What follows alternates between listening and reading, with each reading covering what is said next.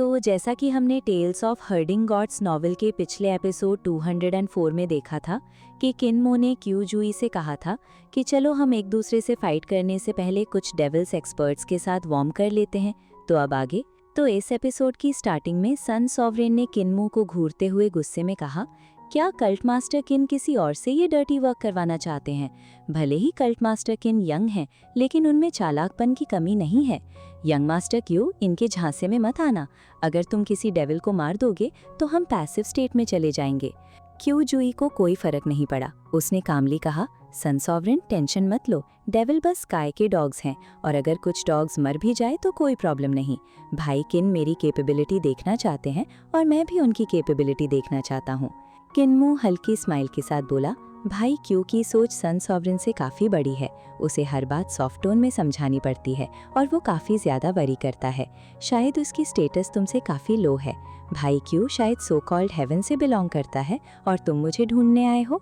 Q जुई ने हल्की मुस्कान के साथ कहा, भाई क्यू समझदार है, तुम मुझे क्यू ई कह सकते हो। किनमो ने कामली जवाब दिया, मेरे लिए तुम्हारा मोटिव समझना मुश्किल नहीं था, इसलिए मैं खुद को ज़्यादा इंटेलिजेंट नहीं समझता। जब तुमने मुझे इटर्नल पीस में बैटल के लिए बुलाया तो उसके पीछे कोई रीज़न ज़रूर होगा। क्यू जुई अंदर से हैरान था लेकिन बाहर से सिर्फ स्माइल कर रहा था। किनमो ने 3-लेगेड डिवाइन बीइंग की तरफ देखते हुए कहा, सन सॉवरेन तुम ग्रैंडपा बुचर की बैटल पर फोकस क्यों नहीं कर रहे? ऐसे तो पहले स्ट्राइक में ही मर जाओगे। बस वेट करो और देखो मेरी बात सही होती है या नहीं। सन सॉवरेन ने कोल्ड होकर कहा, कल्ट मास्टर किन मेरा डाउ हार्ट तोड़ना चाहते हैं? किनमो ने उस पर ध्यान नहीं दिया और दूसरी तरफ देखने लगा। डेविल एक्सपर्ट्स एक के बाद एक उनकी तरफ अटैक कर रहे थे। Divine bridge realm, 5 elements realm और सेलेस्टियल बीइंग रेल्म के एक्सपर्ट्स तेजी से आगे बढ़ रहे थे। डेविल्स मार्शल स्किल्स को रिस्पेक्ट करते थे और डिवाइन आर्ट्स प्रैक्टिशनर्स हर रेल्म में रैंक के हिसाब से जज होते थे। किनमो ने पहले ली सिटी में 7 स्टार्स रेल्म के एक्सपर्ट से फाइट की थी जो डेविल गॉड्स के डिसाइपल्स थे। दूसरे वर्ल्ड्स की रैंकिंग भी सेम थी। 7 स्टार्स और 6 डायरेक्शंस रेल्म के कोई एक्सपर्ट्स यहाँ नहीं आए थे क्योंकि किनमो उन सबको पहले ही मार चुका था। सब स्ट्रॉन्ग ऑरा के साथ चार्ज कर रहे थे, लेकिन डिवाइन ब्रिज रेल्म का स्ट्रॉन्गेस्ट प्रैक्टिशनर सबसे आगे आ गया। उसको देखकर सब रुक गए। वो प्रैक्टिशनर ऑलमोस्ट गॉड रेल्म के लेवल के क्लोज था, इसलिए ग्रैनी सी और बाकी लोग अलर्ट हो गए। इटर्नल पीस कल्ट मास्टर किन, उस डेविल प्रैक्टिशनर ने सीरियसली कहा, 7 स्टार्स रेल्म में तुम्हें कोई नहीं हरा सकता, लेकिन इसका मतलब ये नहीं कि हर रेल्म में तुम अनबीटेबल हो। मैं शू ये फू रिलुआ का डिसाइपल तुम्हें टेस्ट करने आया हूँ। किनमो ने कामली पूछा, सीनियर ब्रदर शूये, डिवाइन ब्रिज रेल्म में तुम्हारी रैंकिंग क्या है? नंबर 2। शूये ने बिना हेजिटेशन कहा। नंबर 1 टूजुन है, लेकिन वो डेविल हेवनली पैलेस जा रहा है डेविल गॉड बनने, इसलिए मैं ही नेक्स्ट नंबर 1 बन जाऊंगा। किनमो ने सिर हिला दिया, तुम्हें उसे बुला लेना चाहिए था। मैंने ऑलरेडी फू रिलुआ के डिसाइपल फू युशाओ को मार दिया है। उसकी स्ट्रेंथ स्ट्रॉन्ग थी, फिर भी वो मेरे सामने वीक था। शूये गुस्से में आ गया। तभी फू रिलुआ आसमान से नीचे उतर आया। सब डेविल एक्सपर्ट्स ने जल्दी से रिस्पेक्ट में बाव किया। Respected king. फू रिलुआ ने हैंड रेस करके फॉर्मेलिटी स्टॉप कर दी। सेम रेल्म में तुम में से कोई भी लिटिल फ्रेंड किन का मैच नहीं है। अगर तुम नंबर 1 नहीं हो अपने रेल्म में तो यहाँ आकर मरना यूजलेस है। सब शॉक थे। एक ट्रू गॉड लेवल एग्जिस्टेंस वहाँ आ चुका था। फू रिलुआ की नज़र किनमो पर गई, फिर सन सॉवरेन पर और फिर सब पर। किनमो थोड़ा टेंस हुआ, लेकिन फू रिलुआ ने कामली कहा, डोंट वरी, मैं यहाँ से विटनेस बनने आ रहा हूँ, मैं तुम्हें हर्ट नहीं करूँगा। किनमो ने रिलीफ फील किया और बाव कर दिया। फू रिलुआ सीनियर फेयर हैं। तभी एक ब्यूटीफुल गर्ल वहाँ आई। उसकी आंखों में शाइन थी। वो फू रिलुआ के पास आकर सबको क्रॉस करती हुई ग्रैनी सी को देखने लगी। उसकी एक्सप्रेशन तुरंत चेंज हो गई। वो भी ब्यूटीफुल थी, लेकिन ग्रैनी सी के सामने उसकी ब्यूटी फेड हो गई। किनमो ने उसे देखकर पूछा, योडो की लूली? मैं ही हूँ, लूली ने स्माइल के साथ जवाब दिया, लेकिन उसकी आवाज़ में थोड़ी जेलसी और शार्पनेस थी। अनपैरेलल्ड ब्यूटी, मैं तुमसे क्यूरियस भी हूँ और थोड़ी जेलस भी। मैं तुम्हें क्या बुलाऊं सिस्टर? ग्रैनी सी जवाब देने ही वाली थी कि किनमो ने हल्का सा सिर हिलाकर गंभीर आवाज में चेतावनी दी। ग्रैनी, युदू के मैजिक स्पिरिट पर सीधा टारगेट है। अगर उसे तुम्हारा रियल नेम पता चल गया तो उसके पास तुम्हें खत्म करने के कई तरीके होंगे। ये सुनते ही ग्रैनी सी तुरंत रुक गईं। उन्होंने अपना रियल नेम बताने का विचार छोड़ दिया। दूसरी तरफ लूली हल्की हंसी हंसा। उसकी आवाज में एरोगेंस और क्रूअल्टी साफ झलक रही थी। किन फेंगशिंग, मैंने कभी नहीं सोचा था कि तुम इतनी हालत तक गिर जाओगी। सच कहूं तो मैं तो बस इस ब्यूटीफुल गर्ल के बॉडी को लेना चाहता था, उसके साथ खेलना चाहता था। फिर उसकी नज़र ची जुई पर पड़ी। और तुम, क्या तुम्हारा सरनेम ची सैमली से है? चीजुई ने शांत मुस्कान के साथ जवाब दिया। चीजुई ऑफ ची फैमिली प्रोविंशियल गवर्नर लूली को रिस्पेक्ट देता है। लूली की आवाज़ और भी कोल्ड हो गई, लेकिन उसमें एक अजीब सा स्वीटनेस था। लगता है हेवन भी मुझे सीरियसली नहीं लेता। एक यंग मास्टर ची को भेज दिया, उसने ताना मारा। चीजुई ने कामली जवाब दिया, अगर गवर्नर का कोई इल इंटेंशन नहीं है तो आप मुझसे क्यों डरते हैं? लूली हंसा, जब मैं यहाँ हूँ ही तो मैं ची फैमिली की वुमन को भी नहीं छोड़ूंगा। चीजुई मुस्कुराया, मैंने कभी उसे ले जाने के बारे में नहीं सोचा। किन्मू का काम खत्म करने के बाद मैं उसे तुम्हें दे सकता हूँ। लूली की आंखें चमक उठीं। डील। अब पूरा बैटलफील्ड बदल चुका था। किन्मू ने देखा कि उसके सारे प्लान्स धीरे धीरे कोलैप्स हो रहे हैं। पहले वो चाहता था कि चीजुई डीमंस के एक्सपर्ट से लड़े और उनकी स्ट्रेंथ रिवील हो, लेकिन फूरिलो के इंटरफेरेंस ने पूरा गेम बिगाड़ दिया। अब लूली और चीजुई दोनों एक ही साइड पर किन्मू के अगेंस्ट खड़े हो गए थे। किन्मू अब उनका कॉमन टारगेट बन चुका था। उसके मन में फ्रस्ट्रेशन बढ़ने लगा। मेरे प्लान्स लगातार बदल रहे हैं, मैं सब कंट्रोल नहीं कर सकता। पीछे से क्रिपल ने धीरे से कहा, रैस्कल ने मेस कर दिया है। सन सॉवरेन ने किन्मू को देखा और हल्की मुस्कान के साथ बोला, कल्ट मास्टर किन का माइंड लगता है अनस्टेबल हो रहा है, क्या तुम्हें थोड़ा रेस्ट चाहिए?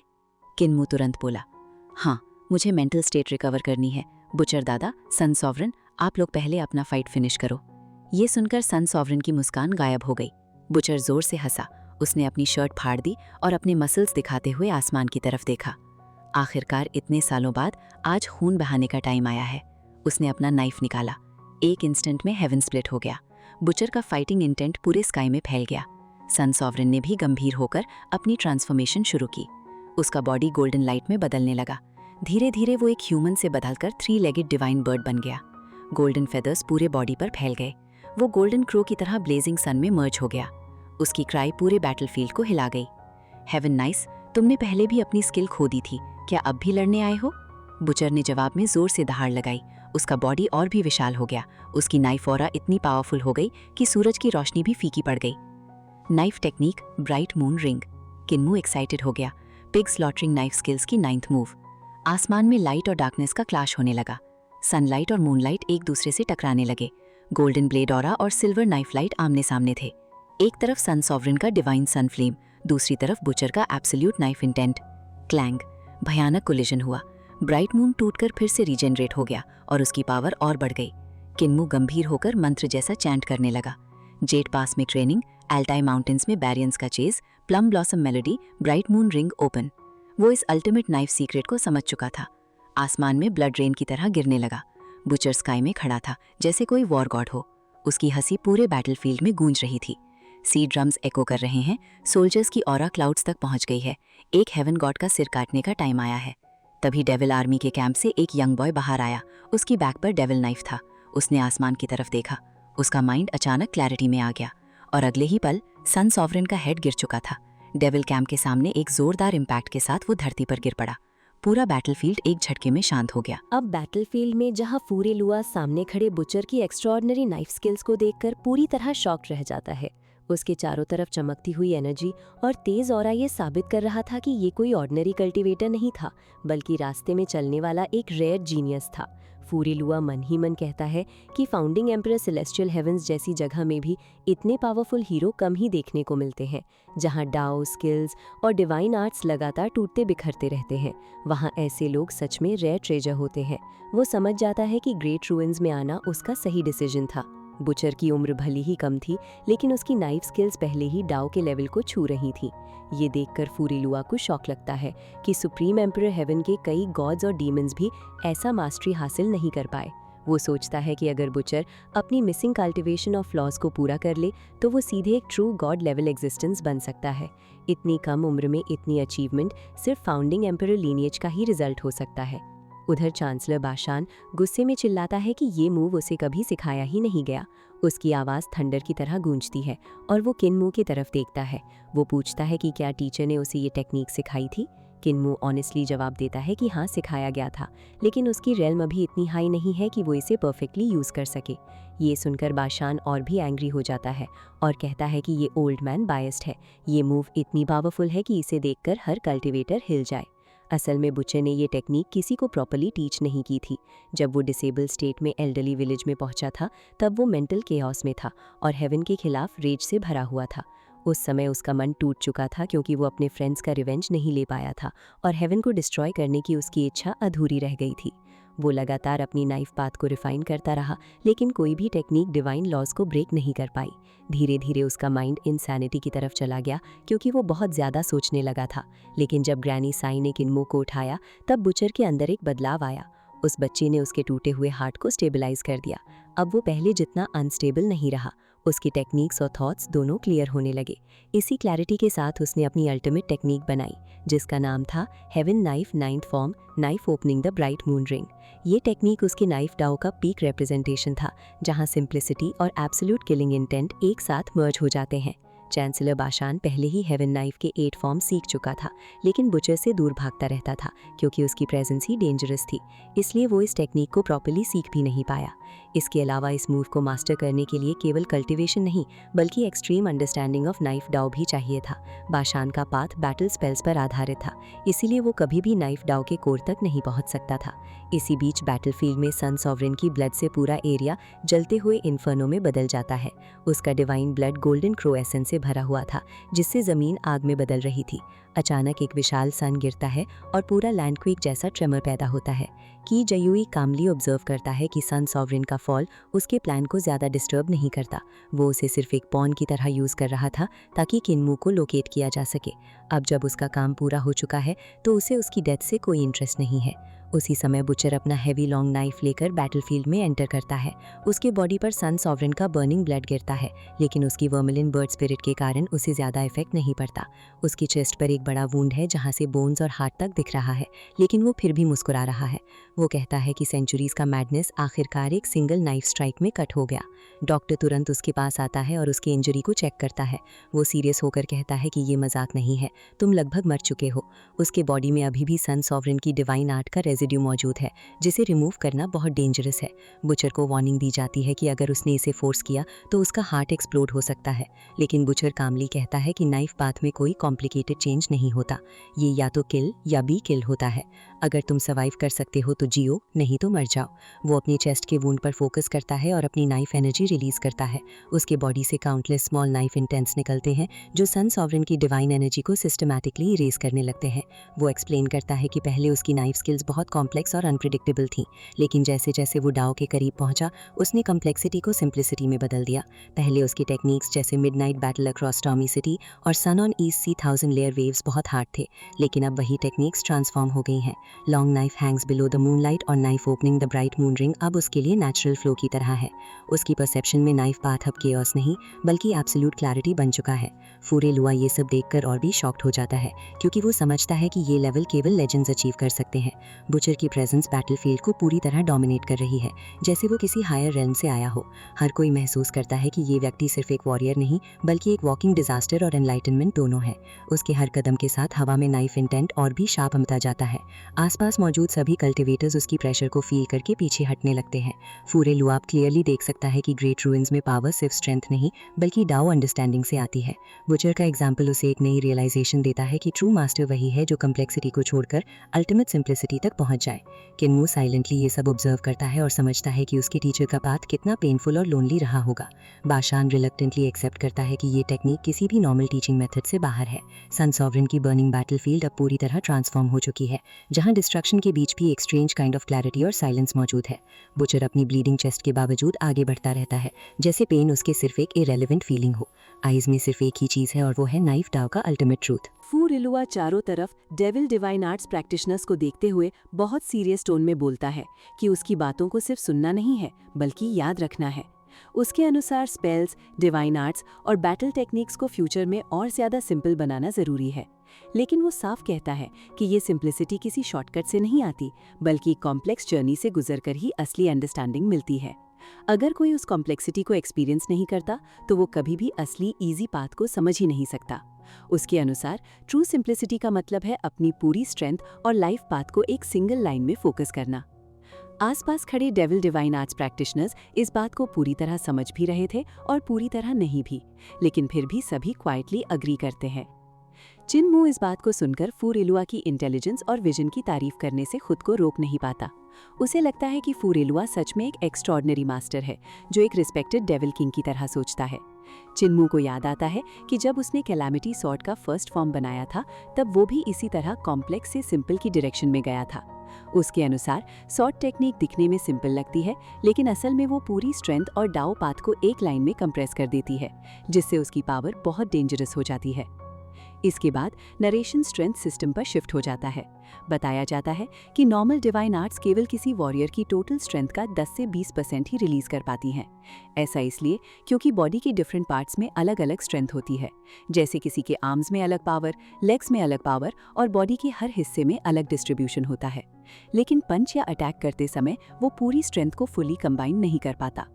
डिवाइन आर्ट्स प्रैक्टिशनर के केस में ये कम्प्लेक्सिटी और बढ़ जाती है, क्योंकि वहाँ ची, blood, tendons, primordial spirit, divine treasures और रून मार्किंग्स जैसी कई लेयर्स की पावर इन्वॉल्व होती है। इन सभी एनर्जीज को प्रॉपर्ली चैनल करके ही डिवाइन आर्ट्स परफॉर्म की जाती हैं। कुछ रेयर डिवाइन आर्ट्स ही ऐसी होती हैं जो 50 to 60% तक पावर को मोबिलाइज कर पाती हैं, और वे ही ट्रूली टॉप टियर टेक्निक्स मानी जाती हैं। लेकिन असली पीक तब आती है जब कोई प्रैक्टिशनर टेक्निक के एसेंस को समझकर ऑलमोस्ट फुल बॉडी स्ट्रेंथ को रिलीज कर देता है। फू रिलवा की समझ को देखकर ची ज्यूई भी उसकी तारीफ करता है और चिन्मू भी उसके नॉलेज को एक्नॉलेज करता है। फिर सीन शिफ्ट होता है मेडिसिन हॉल की तरफ, जहां बुचर के वुंड का ट्रीटमेंट चल रहा होता है। हीलर सिल्वर नीडल्स के जरिए फायर पॉइजन को बाहर निकाल रहा होता है और कैजुअली बोलता है कि ये कोई बड़ा इंजरी नहीं है। वो मजाक में कहता है कि ड्रैगन की फ्रेश सलाइवा से हीलिंग और फास्ट होगी, और मोटा ड्रैगन शर्माते हुए इलाज के लिए आगे आता है। लेकिन टेंशन फिर से बढ़ जाता है। ची ज्यूई चिन्मू को डायरेक्टली चैलेंज करने का हिंट देता है।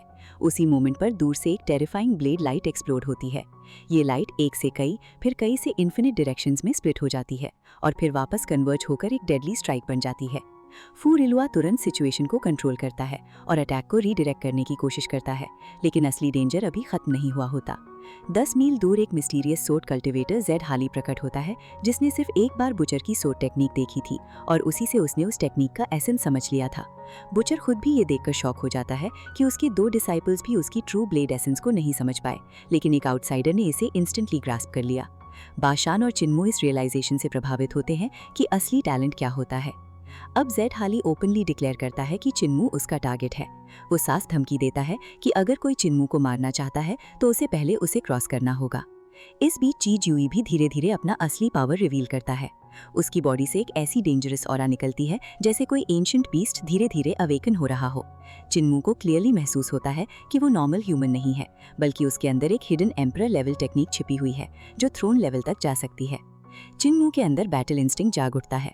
उसके आईज शार्प हो जाते हैं और वो पहली बार किसी ऐसे ओपोनेंट का सामना करने के लिए तैयार होता है जिसने इंपीरियल लेवल टेक्निक को अवेकन किया हो।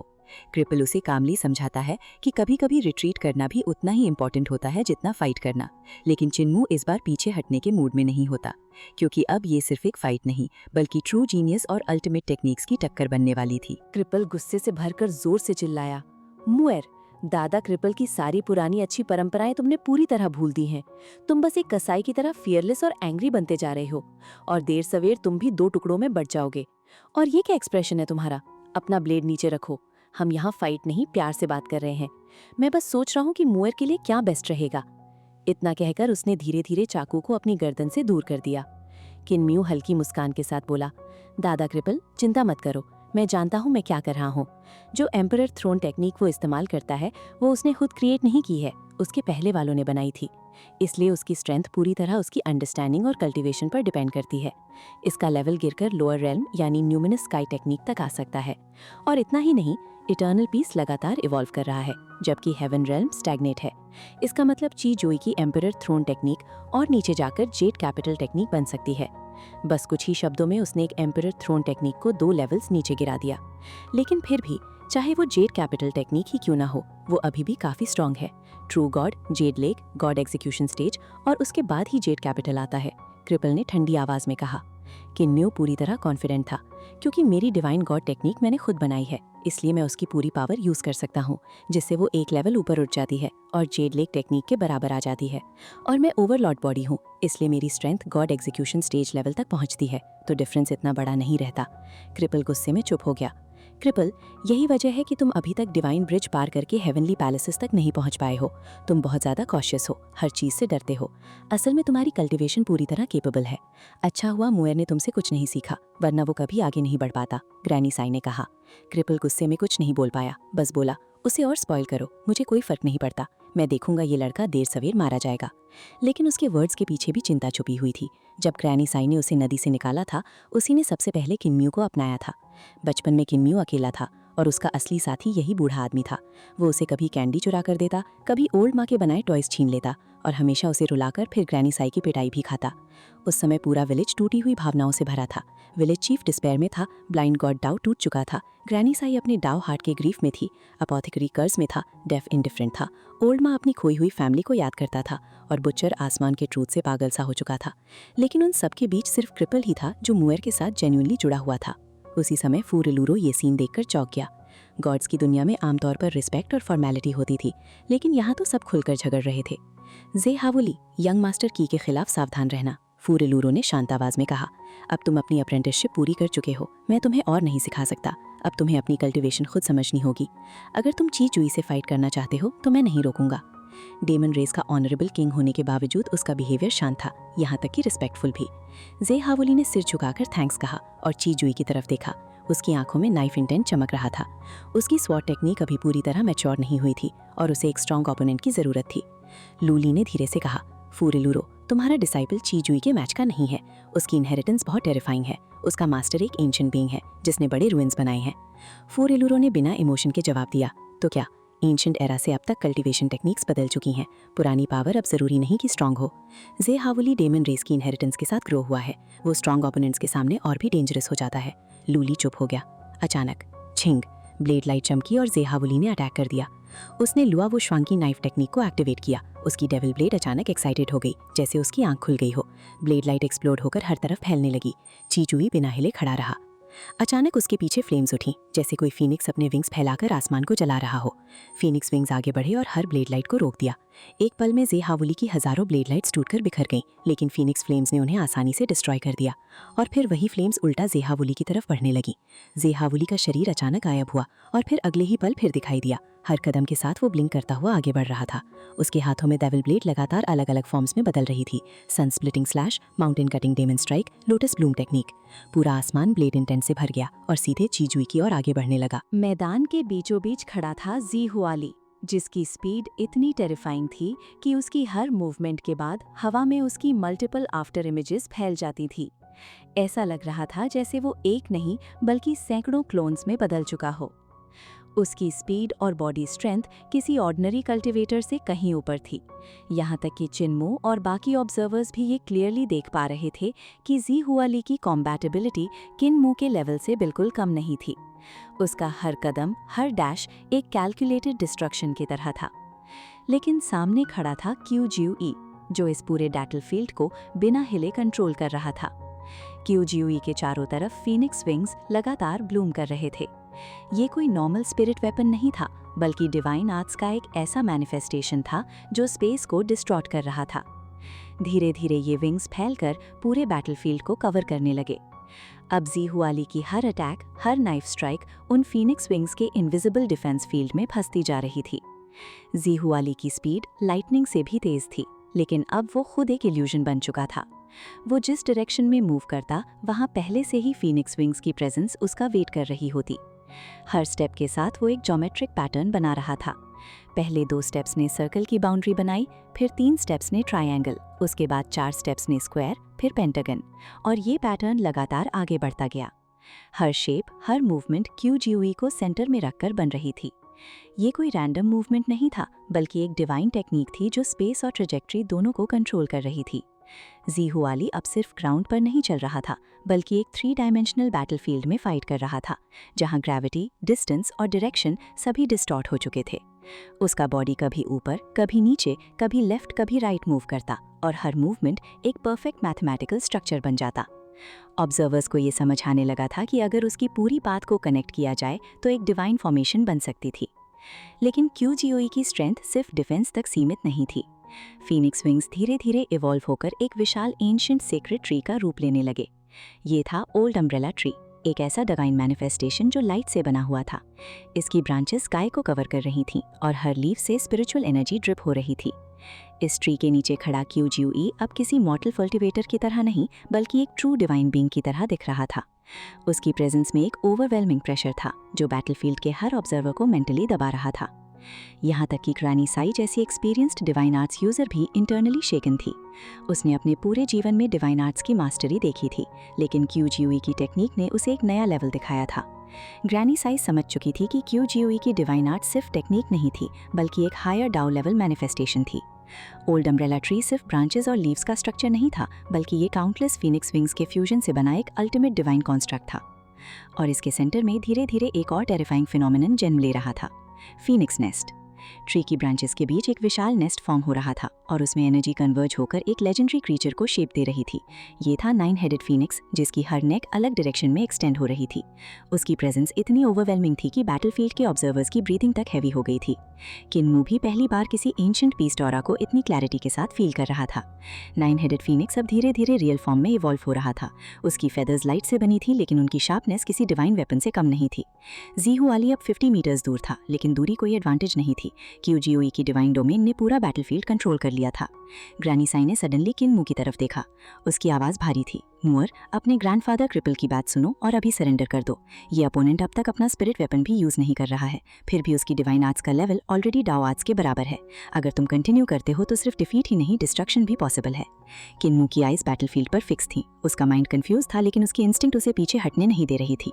उधर ओल्ड अम्ब्रेला ट्री और पावरफुल होता जा रहा था। उसकी एनर्जी लगातार कंप्रेस होकर हायर डेंसिटी में बदल रही थी। ट्री की ब्रांचेस के बीच 9 हेडेड फीनिक्स अब पूरी तरह अवेक हो चुका था। और फिर वो मोमेंट आया। जीहुआली ने फाइनली अपना नेक्स्ट मूव किया। उसके बैक के पीछे एक विशाल डेमन आई ओपन हुआ। ये आई सिर्फ देखने के लिए नहीं था बल्कि डिस्ट्रक्शन को एम्पलीफाई करने के लिए था। उसके हाथ में मौजूद ब्लेड पर उस आई की लाइट रिफ्लेक्ट हुई और उसकी पावर अचानक एक्सपोनेंशियली बढ़ गई। ये वही लेवल था जो किन्मू की ओपनिंग कैलामिटी सोर्ड टेक्निक के बराबर था, जो हर बैरियर को डिस्ट्रॉय करने की कैपेबिलिटी रखती थी। ऑब्जर्वर समझ गए कि अब फाइनल क्लैश शुरू होने वाला है। QGUE ने कामली अपने राइट हैंड की इंडेक्स फिंगर और थंब को ज्वाइन किया। उसकी जेस्चर बिल्कुल फीनिक्स हाइट जैसी थी। उसकी जेस्चर से निकलती divine energy old umbrella tree के क्राउन से बर्स्ट करने लगी। एक शार्प फीनिक्स क्राई पूरे बैटलफील्ड में एको हुई। 9 हेडेड फीनिक्स ने अपने विंग स्प्रेड किए लेकिन उसने जीहुआनी पर डायरेक्ट अटैक नहीं किया। वो सडनली डायरेक्शन चेंज करके किन्मू की तरफ मूव कर गया। ये एक शॉकिंग ट्विस्ट था। जीहुआली का डेमन ब्लेड ओरा और QGUE की फीनिक्स डिवाइन आर्ट अब एक डेडली कोलिजन की तरफ बढ़ रही थे। ओल्ड अम्ब्रेला ट्री खुद भी कोलैप्स होकर उस डेमन ब्लेड पर गिरने वाला था। और सबसे टेरिफाइंग बात ये थी कि QGUE ने एक साथ 2 टारगेट्स पर अल्टीमेट अटैक रिलीज कर दिया था, एक तरफ जीहुआली और दूसरी तरफ किन्मू। बैटलफील्ड अब पूरी तरह केओस में बदल चुका था। हर ऑब्जर्वर ये समझ चुका था कि ये सिर्फ फाइट नहीं थी बल्कि एक डिवाइन लेवल जजमेंट था। और अब अगला पल तय करेगा कि कौन इस बैटलफील्ड का रियल विक्टर बनेगा और कौन हिस्ट्री में सिर्फ एक फॉलन नेम बनकर रह जाएगा। ये सब हम जानने वाले हैं अगले वीडियो में। तब तक के लिए वीडियो को लाइक, शेयर, कमेंट्स और चैनल को सब्सक्राइब कर दो ताकि जल्दी से 1000 सब्सक्राइबर कंप्लीटेड हो जाए।